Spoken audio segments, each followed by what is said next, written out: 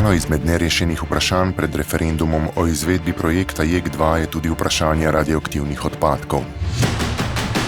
V odlagališču v Vrbini pri Krškem za odpadke iz potencialnega JEK2 ne bo prostora. Za hrambo visoko radioaktivnih odpadkov nimamo rešitve. Kako bo torej poskrbljeno za odlaganje teh odpadkov v JEK2? Bo zgrajeno novo odlagališče pri nas? Bomo odpadke izvažali ali bo Slovenija postala regijsko odlagališče? Koliko nas bo to stalo?